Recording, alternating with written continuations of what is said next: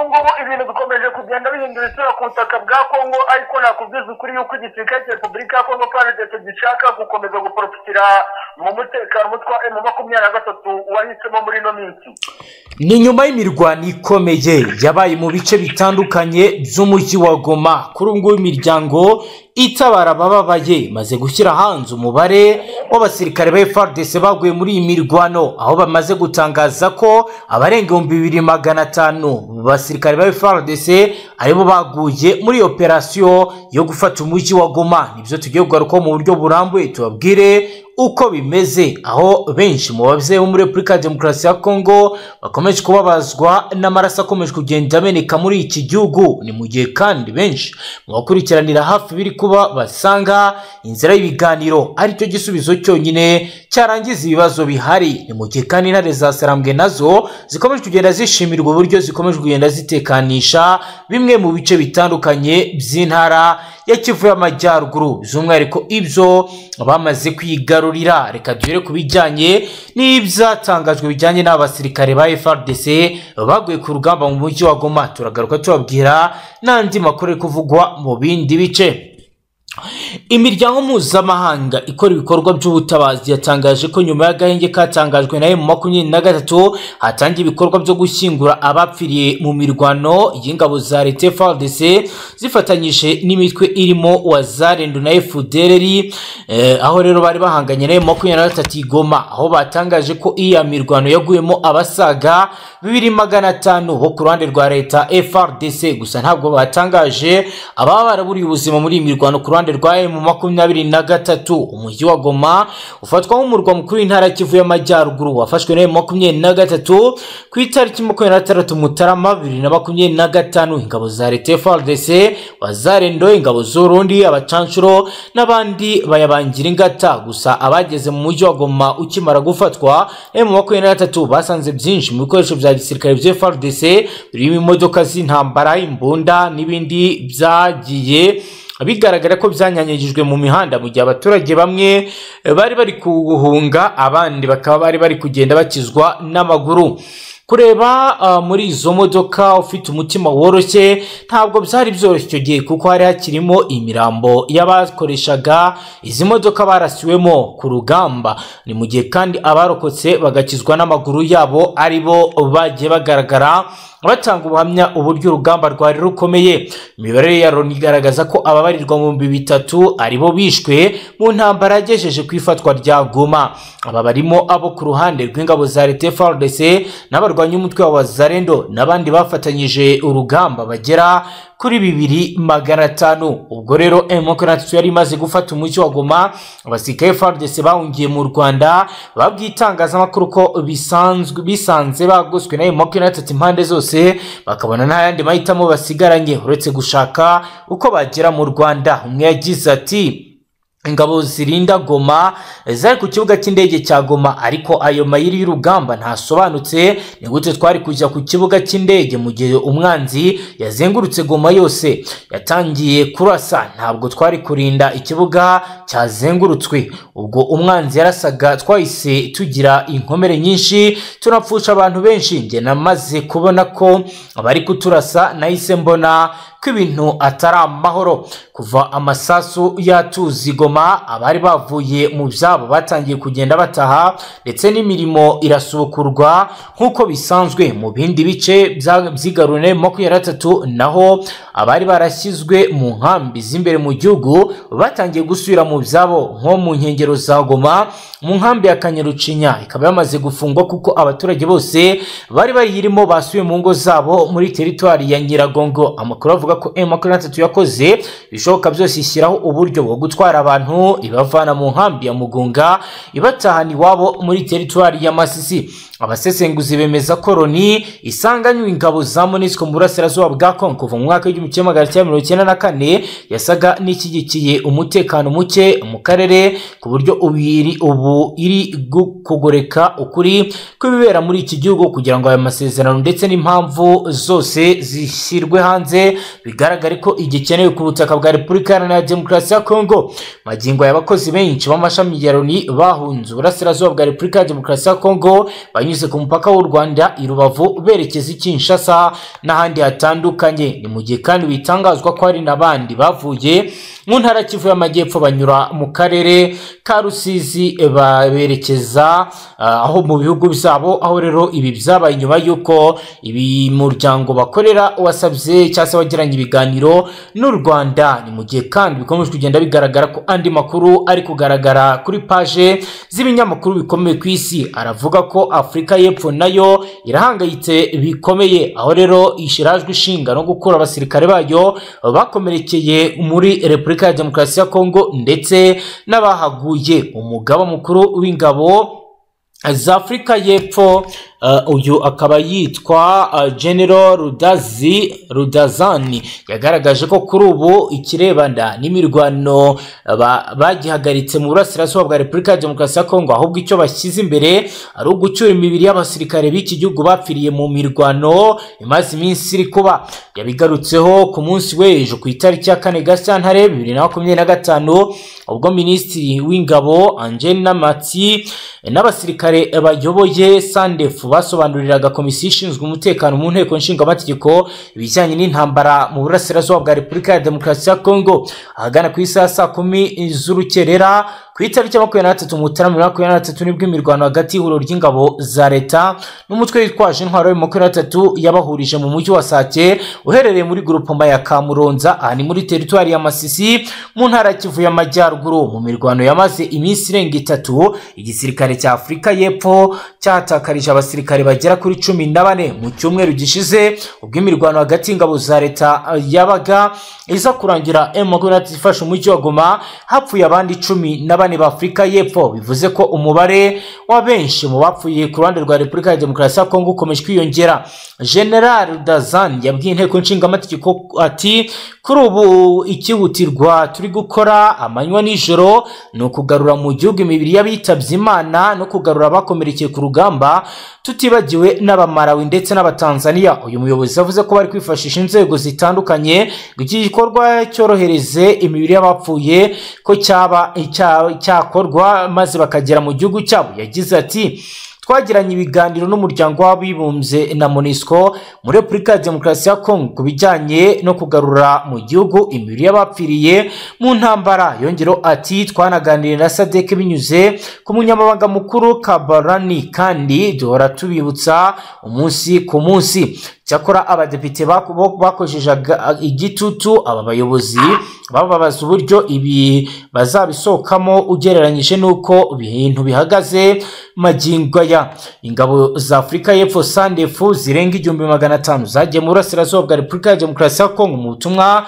bwa SADC bwiswe SAMIDRC ku itariki ya 15 Ukuboza 2023 bugamije kugarura amahoro mu burasirazuba bwa Repubulika ya Demokarasi ya Kongo, nubwo butigeze bugera ku ntego kuko benshi mu basirikare ba FARDC ndetse na SADC bagiye batsindwa mu bice byose ibyaje kurangira umubare w'abagwa ku rugamba wiyongereye. Ngayo nguko rero reka twakire Karemba Aimable tujyane mu bindi bice bitandukanye aho FARDC ikomeje guprofita agahenge katanzwe n'intare za Sanagwe ikaba iri kugenda ikora deployment. Bwana Karemba wiriwe neza?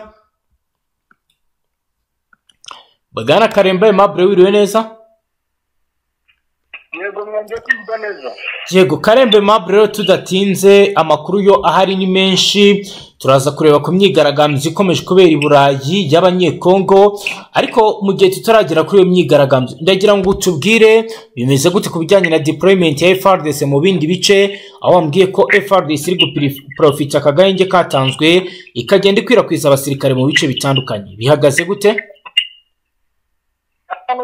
Deployment ziri gukorwa ku ruhande rw'igisirikare cya FARDC mu bice byakuze Kivu by'umwihariko ibice bihambira hafi n'ahariya muri Karehe, aho bari kudeployingamo abasirikare kugira ngo barebe icyo bashobora kuba bagaba ibitero ku mitwe M23 muri ya misozi yo muri teritwari ya Masisi no mu bindi bice bitandukanye. Yego ukabona yuko rwose ibintu bikomeje kugenda bikomera cyane ku ruhande rwa kino gisirikare cy'umutwe wa M23 kuko nabo bari kuvuga bati mu gihe igisirikare cya Repubulika ya Kongo cyageze cyaba gikomeza kudeployinga abasirikare benshi cyane mu bice byinshi bitandukanye. Yego. Natwe bishobora kuba byatuma n'ubundi nubwo twatanze agahenge bishobora kuba byari intandaro ikomeye cyane yuko natwe twadeployinga abasirikare benshi mu bice bitandukanye. Yego. Akenshi mu bindi bice bitandukanye ubona yuko twagiye turi kudeployingamo abasirikare mu bice byahariya muri Butembo aho bari kwadeployinga abasirikare ngo kugira ngo barebe uburyo kimwe zasorango zitaba zakwiza mu bice byahariya muri Butembo n'ubundi ko bari no gushaka uburyo kimwe bafunga ziriya nzira zo muri Rubero centre kugira ngo M23 itahigarurira. Yego. Urabona yuko ari umwihariko n'ubundi ku kijyanye na deployment ni ibice bya Butembo ni ibice bya Misudi Kivu by'umwihariko ibice biri hafi na Karihe no ku ruhande rw'intara zasorango deployment mu bice bya Rubero mu bice bya hano muri Masisi bihamye hafi na Sudi Kivu. Yego. Rero bwana Karembe Mable hari imyigaragambyo ikomeye aho rero bamwe mu banyekongo ba mu gihugu cy'Ububiligi bakoze imyigaragambyo imbere y'akorera inzego z'ubumwe bw'Uburayi zirimo inteko nshingamategeko ibiro by'umuyobozi w'inama nkuru y'ishyirahamwe n'izindi nzego ziri mu mujyi wa Buruseli mu gace kitwa Shukman ahasanzwe hari ibiro bikuru by'imiryango mpuzamahanga. Iyo ni imyigaragambyo yabaye mu buryo bw'amahoro hafi y'aho Ursula von der Leyen akorera we uyobora inama nkuru y'ubumwe bw'ibihugu by'Uburayi. Abitabiriye imyigaragambyo bagaragaje uburakari aho basabaga ibi bihugu kureka guceceka ahubwo bigatera igitutu leta ya Kigali kugira ngo ihagarike ibyo bise gusahura umutungo wa Kongo, gukoresha umutwe wa 23 kwica abanyekongo no kwigarurira ibice by'iki gihugu. Abari muri iyo myigaragambyo bararenga 50 barimo cyane cyane abagore n'abakobwa bari bitwaje ibyapa byanditseho amagambo y'Igifaransa mu Kinyarwanda ashatse kuvuga uti turamagana itsembabwoko rikorerwa abanyekongo. Hari n'ibyapa byamagana u Rwanda n'ibihugu by'Uburayi ndetse na bamwe muri bo bigaragambyaga mu ndirimbo zisebya ubuyobozi bw'u Rwanda.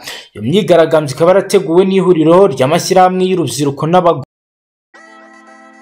Have sigaho wikongera guhendwa ukundi kuko Amiri Real Estate twaje nk'igisubizo kuri wifuza kugura ikibanza cyiza mu karere ka Bugesera by'umwihariko mu murenge wa Mwogo aho guhera ku mafaranga y'u Rwanda $1,500,000 tuguye ikibanza cyiza ahantu heza watura ukaba witegeye ikibuga mpuzamahanga cy'indege cya Bugesera. Si ibyo gusa kandi Amiri Real Estate tubafitiye amazu meza agurishwa ku giciro cyiza hano mu karere ka Bugesera. Akarusho utasanga handi nuko muri Amiri Real Estate kubakiriya bacu ba mikora ringaniye tubafasha kwishyura mu byiciro. Akarusho Amiri Real Estate dufasha abakiriya bacu kubona ibyangombwa byo kubaka n'iby'ubutaka ndetse ababishaka tubafasha kubaka inzu bifuza badahenzwe kuko dufite abenjeniyeri bamenuje mu bijyanye n'ubwubatsi. Erega turi abanyamwuga. Amiri Real Estate mwaduhamagara cyangwa mukatwandikira kuri WhatsApp ikurikira 0788 84 56 43 cyangwa 0753 54 76 556. Hamwe na Amiri Real Estate turaheza. Kore abanyekongo baba mu Bubiligi ryitwa Free Congo umwe mu bitabiriye umukobwa w'ikigero uri mu kigero cy'imyaka 23 y'amavuko yabwira radio mpuzamahanga BBC ati abantu barabeshywa ko ari mu 23 Rwanda na Kongo nyamara sibyo ahubwo ni igihugu cy'u Rwanda nicyo cyateye Kongo kugira ngo gisahure umutungo wacyo w'agaciro. Turabizi ko u Rwanda rufitanye umubano mwiza n'ibihugu by'Uburayi niyo mpamvu turi hano kugira ngo tubibutse ko u Rwanda rurimo gusahura Kongo kwica abaturage no kwigarura ibice byayo. Ibyo ntituzabyemera. Abigaragambya basabye ko kompanyi z'indege nka Brussels Airlines y'Ububiligi na Air France y'Ubufaransa ko zahagarikwa. Brendo Ondimba umwe mu bari bayoboye imyigaragambyo yagize ati Ububiligi n'Ubufaransa bifasha cyane u Rwanda. Dufite amakuru yizewe ko ibi bihugu bigenera u Rwanda inkunga zitandukanye. Niyo mpamvu dusaba abanyekongo n'abandi batemera itsembabwoko rikorerwa iwacu kudakoresha izo ndege kugira ngo bagaragaze ko bababajwe n'ibibera muri Kongo. gusa ibihano ku bucuruzi bishingiye ku mutungo wa Kongo. Abigaragambya basabye ko abantu bareka kugura telefoni zo mu bwoko bwa iPhone zikorwa na company ya Apple yo muri Leta Zunze Ubumwe za Amerika, imodoka za Tesla zikorwa n'uruganda rw'umuherwe Elon Musk kuko batiri zikoreshwa zikozwe mu butare bivugwa ko bwibwa muri Repubulika ya Demokarasi ya Kongo. Hari abanyarwanda bake bitabiriye iyo myigaragambyo barimo Brigitte Tuyishime uba mu Bubiligi kuva muri 2005, nabo basabye ko igihugu cye cyafatirwa ibihano, aho rero bagiye bavuga amagambo arimo kugoreka ukuri cyane bitewe nuko ibi bavuga nta bimenyetso na bike bafite byo kuba bavuga ibijyanye n'ubufasha buhabwa M23. Ngira ngo Karembe Mab urumva ko ibintu bikomeje kugenda bigorekwa cyane. Ibintu bikomeje bigorekwa cyane ku rwego rwo hejuru, ari nako nanakubwiza ukuri yuko icyitwa mobilisation mu banyepolitike ba kino gihugu mu bice byose bya kino gihugu, by'umwihariko ibice bya Sud Kivu, mu bice bitandukanye byo mu gihugu cya Kongo, urabona yuko icyitwa mobilisation ku ruhande rw'abanyepolitike ba kino gihugu baba ari abari ku nzego zo hasi no mu nzego zo hejuru bakomeje kugenda bashishikariza icyitwa abaturage kuzana urubyiruko mu kibazo rero, ndetse ari nako bagerageza no kubwira abaturage yuko ngo igihugu cy'u Rwanda kibateye ngo kandi nibaramuka barangayo gatoya mu kugerageza kugaragaza amarangamutima no kuzana imbaraga ngo igihugu cy'u Rwanda kizahita kiyomeka ku gihugu cya Kongo. Ku bijyanye no kuba bakomeje kuyobya uburari ndetse no kuyobya abantu, zo wabona biterwa n'iki Bwana Karembe Mable? Nupango igikomeye cyane gikomeje kugenda gituma abanyepolitike ba kino gihugu bagoreka ibibazo bikomeje kugenda bibera muri kino gihugu, badashaka gushyira ukuri hanze. Umwihariko ukomeye cyane nuko n'ubundi iki gisirikare cya Congo FARDC dusanzwe tuzi neza yuko cyane kidashoboye cyane kidashobotse ubufatanye gifitanye n'abasirikare batandukanye mu bihugu bitandukanye bwabaye naho busa naho nta musaruro bubyara. Noneho nyuma yo kubona yuko n'ubundi imbaraga za kino gisirikare cya FARDC zitari gukora, nyuma yo kubona yuko abanyepolitike ba kino gihugu bakomeje kwisanga mu bibazo, ubu nta kindi kintu gihari uretse yuko Kisekedi Shirombo yize imitwe yo gukora buri kintu cyose gishoboka kugira ngo yambike isura mbi igihugu cy'u Rwanda ndetse n'abanyepolitike ba kino gihugu cy'u Rwanda, kugira ngo n'ubundi akomeze kugenda agaragariza abaturage yuko atatsinzwe n'umutwe wa M23 wavukiye mu gihugu cya Kongo karemwa n'abaturage bo mu gihugu cya Kongo bitewe n'impamvu zitandukanye n'uburenganzira bwabo butandukanye barwanirira, ariko ukabona yuko byose Kisekedi Shirombo n'abanyepolitike bakomeze kubica amazi, ahubwo bakibanda cyane ku ruhare rwa sosiyete sivile kugira ngo babayobye n'ubundi babagaragarize yuko nta yindi mpamvu ikomeye cyane ikomeje gutuma batsindwa, ahubwo mu gihugu cy'u Rwanda cyo gikomeje kubakubita ababaza. Nibyo dukomeje n'aya makuru Bwana Karembe Aimable, navuga ko Igoma ni umurwa mukuru w'intara Kivu y'Amajyaruguru, ndetse kuri ubu ngubu bikaba bitangazwa ko umupaka wamaze kuba wafungurwa. Ku birebana n'abaturage baza muri business zitandukanye bihagaze gute? Ese amaduka mu mujyi wa Goma yongeye gukora nk'uko byari bisanzwe nyuma y'uko menshi muri yo asahurwa? Bongeye kurangura bimeze gute, cyangwa ari gukora n'atarigeze asahurwa? Duhe idonido. Ku kijyanye n'ubucuruzi ahangaha ndahera ku masoko manini n'amatoya bikomeje gukora hano mu mujyi wa Goma. Yego. Aha kandi n'ikiri gukorwa cyane kuri bamwe mu bakozi ba AFC bakomeje kugenda baza hagati mu cyitwa sosiyete civile bakabwira bati mugerageze mukore ibishoboka, mukoreshe dukeya mufite mu gihe tukiri kwisuganya ngo twiyubake bitewe n'ibibazo tuvuyemo. Ibintu rwose bizakunda kuko bakicyambere n'umutekano, kandi murabibona yuko nta kintu tutari gukora kugira ngo turebe yuko umujyi wacu wa Goma twahindura paradizo kugira ngo bya bibazo byakomeje kugenda bigaragaramo bicikemo. Urabona yuko muri rusange ibintu bikomeje kugenda bigenda neza, amaduka yo yarafunguwe, wagize amahirwe bakamwiba bakajya duke bamusigiramo, aracuruza ibikorwa bindi bitandukanye bizana iterambere ku ruhande rw'umujyi wa Goma birakomeje. Urabona yuko rwose ibintu ari byiza muri rusange ku ruhande rwa AFC ndetse na M23 nta kintu wabashinja, bakomeje gukora buri kintu cyose gishoboka kugira ngo abaturage batuye muri uno mujyi wa Goma no mu bindi bice bigaruriye batazahura n'ikibazo, kugira ngo n'ubundi bagaragaze ubudasa bwabo n'igisirikare cya FARDC ndetse n'abanyepolitike barangajwe imbere na Kisekedi Shirombo n'abandi bafatanya ibikorwa. Yego umutwe mu 23 bwana Karemba Aimable watanze umucyo ku bihumbi by'imirambo yatoraguye mu mihanda yo mu mujyi wa Goma mbere yo gushyingurwa, uvuga ko ari y'abasirikare bo mu ngabo za leta n'abazifashaga urugamba biciwe ku rugamba. Amakuru aheruka gutangwa n'ishami ry'umuryango w'abibumbye rishinzwe ibikorwa by'ubutabazi OICHA igaragaza ko iyi raporo ko ku mihanda ya Goma amaze gutoragurwa imirambo ibarirwa mu 2000 ndetse irakingurwa mu gihe rero indi barirwa muri 700 kiri mu buruhukiro bw'ibitaro bitandukanye bikorera muri uyu mujyi nk'uko ishami ry'umuryango w'abibumbye ryita ku buzima OMS ryabitangaje. Amakuru kandi avuga ko hari imirambo myinshi yamaze kubora ikiri mu bice bitandukanye by'umwihariko ku kibuga cy'indege ndetse no kuri gereza ya Goma. Guverinoma ya Repubulika ya Demokarasi ya Kongo biciye kuri Minisitiri w'itumanaho akanaba n'umuvugizi wa guverinoma bwana Patrick Muyaya aheruka gutangaza ko imirambo ikomeje gutoragurwa i Goma ari abantu bishwe n'ingabo z'u Rwanda, nubwo rero nta gihamya yigeze atanga ku byo yabwiye itangazamakuru.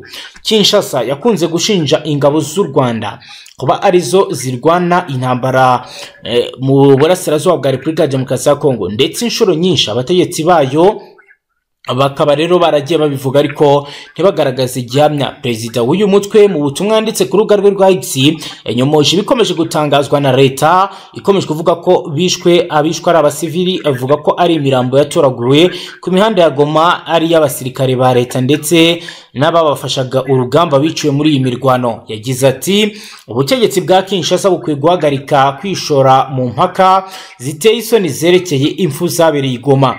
Imirambo yari yuzuye imihanda ya Goma yakusanyijwe n'inzego z'ubuzima zikayibika mu buruhukiro bw'ibitaro bya Goma mbere kuyishyingura. Mu by'ukuri n'abasirikare be FARDC n'abafatanyabikorwa babo Wazalendo, FDL, FDNB n'abacanshuro baje baguye ku rugamba.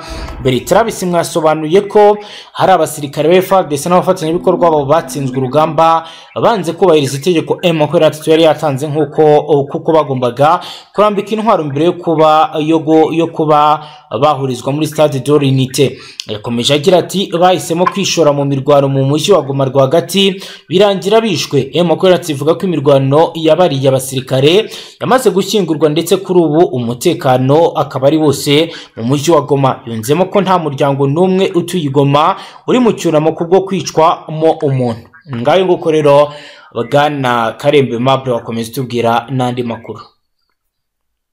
Nuko mu yandi makuru mu byimbitse bikomeje kugenda bigaragara biri kuvuga yuko Antoine Felix Tshisekedi Tshilombo yego ngari gukurikirana bamwe mu basirikare ndetse na bamwe mu bakozi bakora hagati mu nzego z'ubutasi by'abarani ndetse na Demiyape. Yego aha biratangazwa nyuma y'uko bivuzwe yuko uyu perezida Antoine Tshisekedi Tshilombo agize gutya agafunga bamwe mu koraga mu nzego z'ubutasi ndetse n'abanyapolitike nyuma y'uko umutwe wa M23 ufashe umujyi wa Goma. Bivuga yuko abagera ku 196 batawe muri yombi. Yego ariko biranavuga yuko kuri uno munsi hari n'abandi bagera kuri 6 bashobora kuba batawe muri yombi bakoraga mu rwego rw'ubutasi arirwo Amire. Yego abenshi muri abangaba ngo bakoreraga mu mujyi wa Goma rero ngo barekiri gukurikiranwa bari gukorerwaho amagenzura akomeye cyane yuko ngo amatelefoni yabo ndetse n'ibindi bikoresho bakoresha mu bijyanye na communication hagati yabo. Bivuga yuko ngo bamwe muri abangaba 6 bafunzwe kuri uno munsi hasanzwe hari ubutumwa bahererekanyije hagati yabo ndetse n'abakora muri AFC ndetse n'umutwe M23, aho ubona yuko n'ubundi igisirikare cya FARDC nubwo gikomeje guhangana ariko nanone hagati y'ubwacyo urabona yuko hakomeje no kugaragaramo umwuka mubi ndetse n'abanyapolitike bakina igihugu, kuko biranavugwa cyane yuko n'ibyo M23 na AFC bakomeje gutingisha FARDC na Tshisekedi Tshilombo ubwe n'abafatanyabikorwa be.